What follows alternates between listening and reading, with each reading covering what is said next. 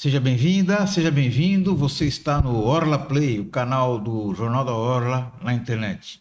Você pode acompanhar essa transmissão pelo portal jornaldaorla.com.br, pelo canal Orla Play no YouTube ou então na nossa página Jornal da Orla no Facebook. E o comissário Gordon, toda vez que a situação aperta, ele liga o bate-sinal e chama o Batman. E no Brasil, aqui, toda vez que eu quero entender alguma coisa, quando a situação aperta, eu convido o cientista político Fernando Chagas para ajudar a entender o que acontece na cena política brasileira. Fernando, obrigado pela sua participação. Seja bem-vindo ao Orla Play. Olá, um abraço a todos, em especial aos internautas, né? Mas é mais fácil resolver o Coringa e o Batman, o Coringa e o Pinguim, do que resolver o nosso problema eleitoral. Tá certo. Fernando, estamos há praticamente 8 meses da eleição. Certamente o principal foco de atenção vai ser em relação à eleição presidencial. E as pesquisas indicam uma polarização entre o ex-presidente Lula e o atual presidente Jair Bolsonaro. E a gente não percebe, pelo menos as pesquisas indicam isso aí, um espaço para a chamada terceira via, ou seja, uma outra candidatura alternativa, tanto a Lula quanto a Bolsonaro. Do seu ponto de vista, analisando os resultados da pesquisa e o que pode acontecer, você acha que ainda existe um espaço para uma terceira via? Fazendo uma análise média de todas as pesquisas, você vê que tem pequenas diferenças, tanto as pesquisas tradicionais, que a gente já está acostumado, como essas novas que começaram, principalmente de instituições bancárias, que muitas vezes são feitas essas pesquisas pelo telefone, pelo celular, mas elas estão realmente bem parecidas, pequenas diferenças. Vendo esse quadro, um quadro médio. O que a gente percebe? O presidente Lula destacado na frente em torno de 40%. Um pouco mais, um pouco menos, na margem de erro. Eu acredito que durante as eleições deve variar as intenções de voto do presidente Lula entre 38% e 42%. Já, como você falou, na polarização, nós podemos dizer que do outro lado do polo está Jair Bolsonaro. Jair Bolsonaro, atual presidente do Brasil, também deve ficar em torno de uns 25%. Eu acredito que 25% hoje seja o teto do presidente Jair Bolsonaro, mas 25%, se ele alcançar o teto, já é o suficiente para ele ir para o segundo turno. Que ele caia para 22%, 23%, eu acho muito difícil subir para 26%, 27%. Eu acredito que hoje há essa polarização se confirmando e o presidente Lula vencendo no primeiro turno, indo para o segundo turno junto com Jair Bolsonaro, em torno disso. Você falou numa possibilidade de terceira via. Eu não vejo hoje possibilidade de terceira via, nem o Dória, nem o Ciro Gomes e nem o Sérgio Moro, principalmente o Sérgio Moro. Por que eu digo isso? Não há tempo hoje, nós estamos, como você falou, 8 meses das eleições, não há tempo suficiente para alguém consolidar o seu nome e ser uma ameaça para o Bolsonaro. Na realidade, o Lula já está no segundo turno. Pode até perder no segundo turno, mas ele está no segundo turno. A briga é para quem vai para o segundo turno junto com o Lula, se tiver o segundo turno. Hoje eu vejo já consolidado o Jair Bolsonaro. Dificilmente alguém vai conseguir superar o Jair Bolsonaro nessa disputa pelo segundo lugar. Por que eu digo isso? Moro, para ir para o segundo turno, batendo no Bolsonaro, precisa radicalizar o seu discurso. E radicalizando o seu discurso, ele vai perder o apoio, principalmente da mídia. A mídia, boa parte da mídia é lavajatista e apoia o Moro. Porém, o Moro, para conquistar esse eleitorado de extrema-direita e direita radical, ele teria que radicalizar muito o seu discurso, perderia a grande imagem que ele tem perante a mídia. E o tempo é curto. E o Moro, ele não é do jogo político. No jogo político no bom sentido. Ele não sabe fazer o jogo político. Comete erros básicos. Dificilmente ele vai decolar. Ciro Gomes é um nome tradicional, vai para a sua 10ª eleição, tem um projeto Eu não quero discutir se o projeto é ruim ou bom, se é adequado ou inadequado, ele tem um projeto. Talvez seja o único previdenciável que tenha um projeto. Mas a sua forma de fazer política, às vezes intempestiva e agressiva, acaba afastando os políticos de uma aliança, que hoje é importante você fazer uma aliança já no primeiro turno, para você ter um corpo forte para disputar o segundo turno. E terceiro nome, o Dória. O Dória é a grande, não digo a grande incógnita, é o objeto estranho dessa eleição. Graças a ele, nós temos vacina. Graças a ele, o povo brasileiro foi vacinado. Ele teria como grande mote a vacina. Eu trouxe a vacina. E mesmo que não seja a Coronavac que tenha vacinado toda a população, se ele não dá o start, se ele não dá o pontapé inicial, com certeza o governo federal não teria se movimentado, e hoje nós temos cerca de 70%, 80% da população vacinada. Por que temos 70%, 80% da população vacinada? O governo federal foi obrigado, para não perder espaço e não perder voto hoje nas eleições, trazer as vacinas para o brasileiro. Aí o SUS fez o seu papel, né? O SUS, ao contrário do que muita gente diz, funcionou e funcionou bem. O brasileiro, ele tem tradição na vacina, o brasileiro tem a cultura da vacina e a população brasileira está vacinada. Porém, o Dória não soube captar ou não tem como captar. Aí o que eu vejo do Dória? Eu vejo um ponto, ele não tem a simpatia nem do povo paulista, principalmente do povo paulistano, e o brasileiro, por incrível que pareça, ele não gosta de traição. E passou aquela imagem de traidor, infelizmente, que ele tem feito um bom trabalho, o Dória, quando ele falou do Bolsonaro e depois ele disse que não teve apoio do Bolsonaro. Ele foi no Rio de Janeiro pedir apoio do Bolsonaro, e o Bolsonaro na primeira vez não achou que ninguém ia lembrar. E hoje com a internet, com toda a tecnologia. Então eu vejo hoje um quadro consolidado, difícil de mudar. Eu vejo que realmente devem ir os dois para o segundo turno, se tiver segundo turno, o ex-presidente Lula e o atual presidente Jair Bolsonaro. Pouco espaço para a terceira via. A terceira via, no meu modo de entender, é o Alckmin. Se o Alckmin consolidar essa aliança com o Lula, no meu modo de entender, há uma possibilidade do Lula ganhar no primeiro turno. O Alckmin vai trazer voto? Não, o Alckmin não vai trazer voto. Talvez o Alckmin até perca. Vai dar um sinal para o empresariado. Que normalmente ficariam pouco resistentes à candidatura do Lula, achar que ele é de esquerda, que vai comunista. E a segurança que ele daria para a Avenida Paulista e para a Faria Lima. Quando eu falo Avenida Paulista, os empresários e as indústrias. Não tem indústria na Avenida Paulista, mas ali é o comando, né? E a Faria Lima, né? E a Faria Lima, que é a tecnologia e principalmente o mercado financeiro. O mercado financeiro não ganha a eleição, mas ajuda a ganhar. Ela tem uma influência muito grande. O mercado financeiro, ele pode direcionar indiretamente o voto da população brasileira. Fernando, você está falando sobre alianças e tem uma mudança importante na legislação eleitoral desse ano, que não são as coligações, mas são as federações partidárias, que é uma maneira de você juntar partidos que tenham matizes diferentes em torno de uma candidatura. Mas, como dizia o dramaturgo Plínio Marcos, sempre tem um porém. E o porém é que a formação dessas federações partidárias, ela vai definir a união dos partidos não só nessa eleição de 2022, mas também nas eleições municipais de 2024. Então, muitas vezes, aliás, em boa parte dos casos, a união partidária a nível federal, ela não se repete a níveis locais, porque muitas vezes os integrantes de uma mesma federação partidária a nível federal, uma união federal, são adversários políticos a nível local. Eu queria que você analisasse como é que vai acontecer, quais as federações partidárias que você imagina que realmente vão ser viabilizadas agora em 2022. Você falou que tem um porém, não tem um porém, tem um mas todavia, porém, contudo, entretanto. Eu sempre apoiei a federação. Porém, eu vejo muito complicado, até por isso que você falou, ter uma federação, federar, que a gente está chamando, federar os partidos.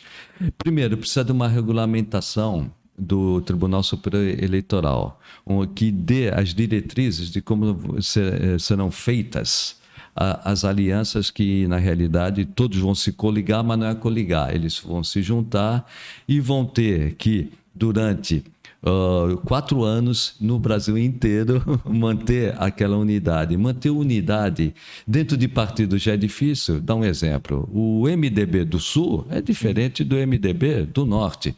Imagina você do Nordeste, até o Centrão. O Centrão que está com o presidente Jair Bolsonaro no Nordeste é lulista. Então é muito difícil. Porém, a sobrevivência de alguns partidos.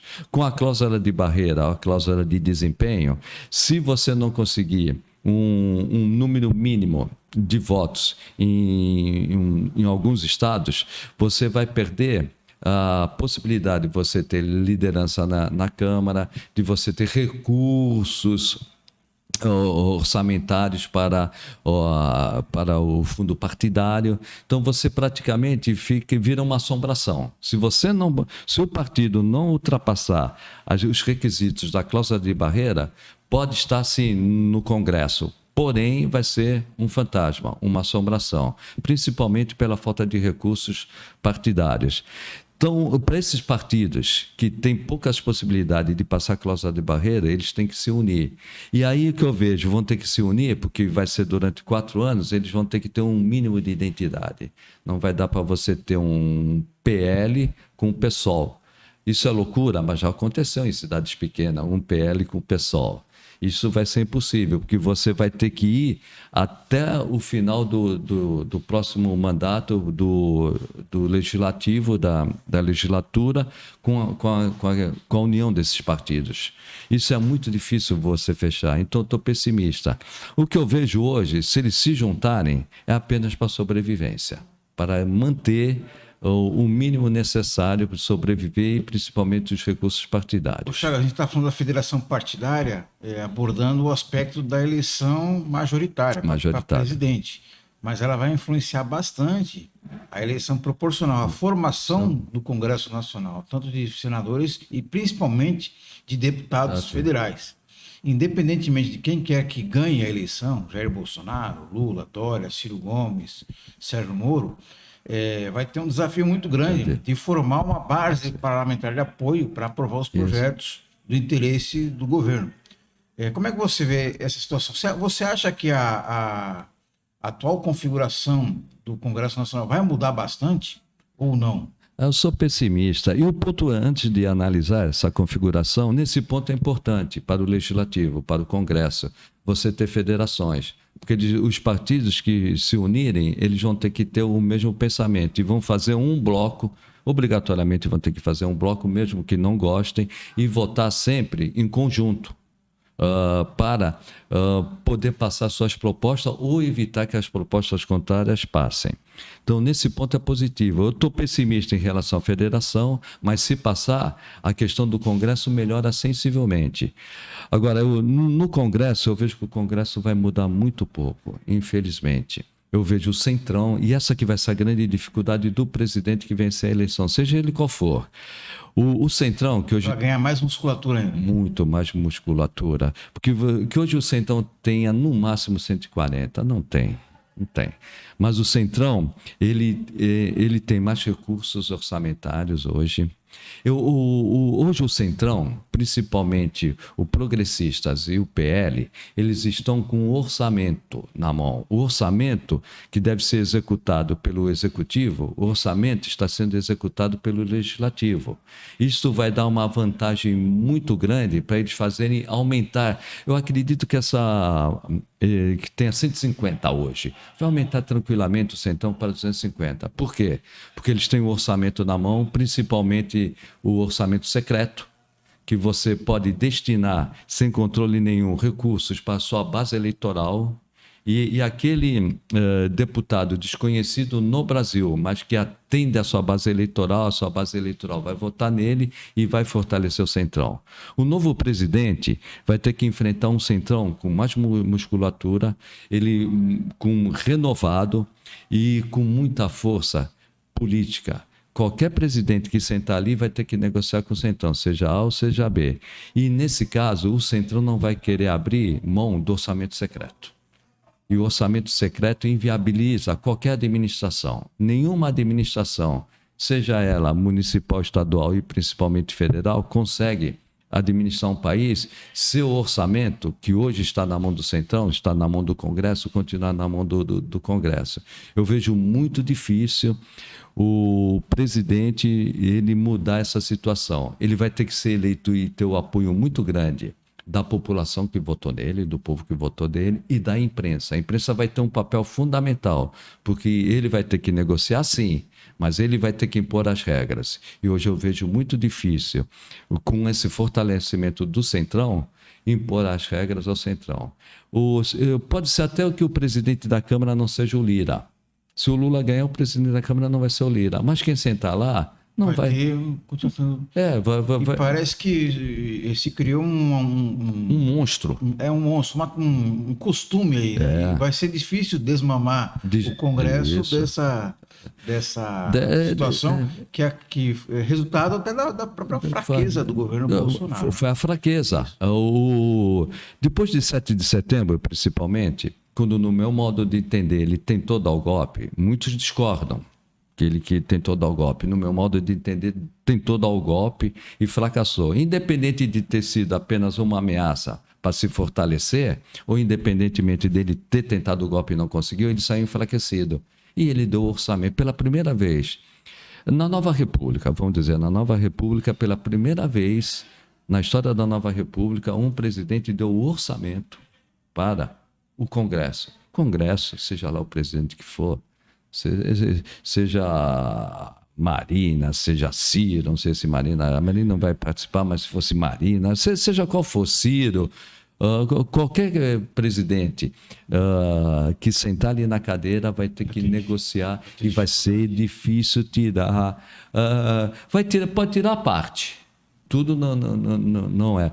Entre os legados negativos que o Jair Bolsonaro vai deixar, inclusive para ele, se for eleito, essa relação entre os poderes. Esses poderes. Agora, Fernando, a gente fala muito nesse ano, o foco está muito centrado na eleição presidencial, que é natural, né? Que o poder de decisão do presidente da República afeta diretamente a vida dos brasileiros, mas uma eleição que parece que vai ser muito emocionante e difícil fazer uma previsão nesse momento é a eleição do governo do estado de São Paulo.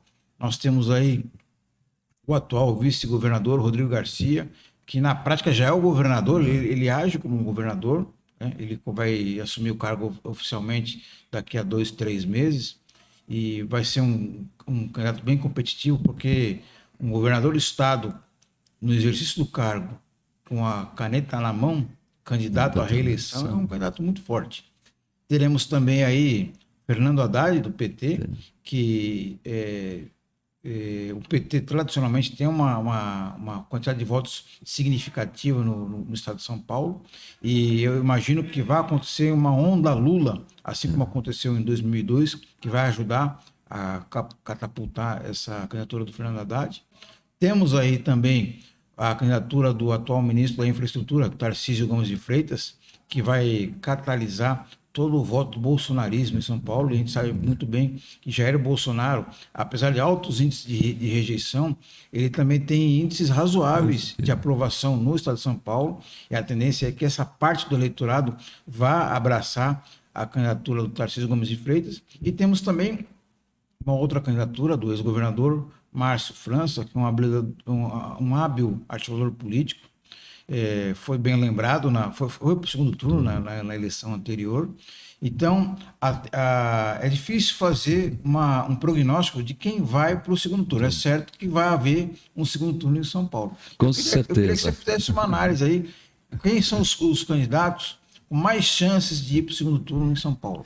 Com certeza, vamos dizer, né? Todo mundo se interessa pela Fórmula 1 e esquece a Fórmula 2, né? Todo mundo se interessa pela presidência da República e está esquecendo o Estado de São Paulo. Eu vejo alguma possibilidade da eleição presidencial terminar até no primeiro turno. Se essa aliança entre o Alckmin e o presidente Lula, se essa aliança se concretizar. Já disse, não é por causa que ele vai trazer voto, ele vai dar segurança para o empresariado, para o capital, para que o presidente Lula tenha condições de ser competitivo e ganhar até no primeiro turno. Embora, ainda na eleição presidencial, o cenário é de ter 2 turnos, entre Lula e Bolsonaro. Agora, indo para o estado de São Paulo, com certeza vai ter segundo turno. Com certeza. Vai um progressista e vai um conservador. No campo conservador, eu não tenho dúvidas que vai o Rodrigo Garcia. Rodrigo Garcia conhece o estado de São Paulo, de fato ele é o governador e ele de direito vai assumir o governo do estado, vai estar com a caneta na mão, se relacionar muito bem no interior, vai se relacionar melhor ainda com os prefeitos, então ele tem uma grande possibilidade de ser o candidato conservador que vá para o segundo turno. Do outro lado está meio congestionado. Porque o Márcio França, embora eu considere um candidato de centro, ele tem, na visão da população, mais um candidato de centro-esquerda, está no PSB. Tem o Boulos. O Boulos é outro candidato fortíssimo, que é do PSOL, né? PSOL. Ele foi muito bem, ele tem o Rical, da Prefeitura de São Paulo. E tem o Haddad, que no meu entendimento é o favorito. Eu vejo que o Márcio França, principalmente para a Baixada Santista, seria o ideal, mas eu não vejo hoje, até questão estrutural do PSB, enfrentar o PT para levar o Márcio França ao segundo turno. Muito menos o PSOL com estrutura para levar o Boulos para o segundo turno. Eu vejo até que possa ter uma aliança. PSOL, ainda no primeiro turno. PSOL, Boulos, PSB, Márcio França com o Haddad. Mesmo que não tenha essa aliança, o meu favorito para enfrentar o Rodrigo Garcia no segundo turno é o Haddad. O Haddad tem uma estrutura muito grande. Eu até recentemente eu pensava que no segundo turno o Rodrigo Garcia poderia ganhar com uma relativa facilidade. Mas tem um outro quadro, não, hipótese. Se o Lula ganhar no primeiro turno com o Alckmin tem grande influência no estado de São Paulo. Vai falar para o pessoal do interior, olha, não fiquem tranquilos que não vai ser uma invasão de comunistas. Isso. Ele é o fiel da balança. E tem um ponto importante, aí que a gente vê a inteligência política do Lula. O Lula vai dar o Ministério da Agricultura para o Alckmin. E se dá o Ministério da Agricultura para o Alckmin, parte do estado de São Paulo vai pensar 2 vezes em votar no Rodrigo Garcia, que é o eleitorado dele, e já que o Lula está eleito, vamos estender para o Alckmin, que ele vai dar essa segurança, ele será ministro da Agricultura e para nós será muito bom. Então, o jogo político é um xadrez muito grande, né? Que vai ser dinâmico. Nós estamos hoje há 8 meses, né? Sim. É um quadro. Lá será outro quadro. Mas eu vejo essa tendência assim. Quanto à presidência da República, eu não tenho muita dúvida, né? Ou o Lula ganha no primeiro turno ou tem 2 turnos. Lula e Bolsonaro. Vejo pouca possibilidade para os outros. E no governo do Estado, também não tenho dúvida, devem ir os 2, Haddad e Rodrigo Garcia. Eu entendia que o Rodrigo Garcia tinha relativo favoritismo. Dependendo da situação, eu vejo que será um páreo duro. Tá certo. Muito bem, eu agradeço muito a participação do Fernando Chagas, mas, Fernando, sempre lembrando a frase do Magalhães Pinto, político mineiro, que se imortalizou com a seguinte frase: política é igual ao nuvem do céu. A gente olha uma hora está de um jeito, olha de outra hora está de outra maneira. Então, daqui a alguns dias, tudo pode acontecer, inclusive o impossível. O imponderável. A última eleição, 2018, sim. Imponderável ocorreu. Talvez o presidente Jair Bolsonaro não tivesse sido eleito se não tivesse a facada. Sim. Um dia que vai ter outra facada, mas pode ter um imponderável. Outro imponderável e muda todo esse quadro. Então, 8 meses, né? Ainda estamos no início da gestação. Um abraço, até a próxima. Obrigado, Chagas. Um agradecimento especial a você que nos acompanhou nessa transmissão. Eu quero lembrar que essa nossa conversa ela fica disponível no portal jornaldaorla.com.br, no canal Orla Play no YouTube e também na página do Jornal da Orla no Facebook. Obrigado a todos, acompanhem a nossa programação e até a próxima.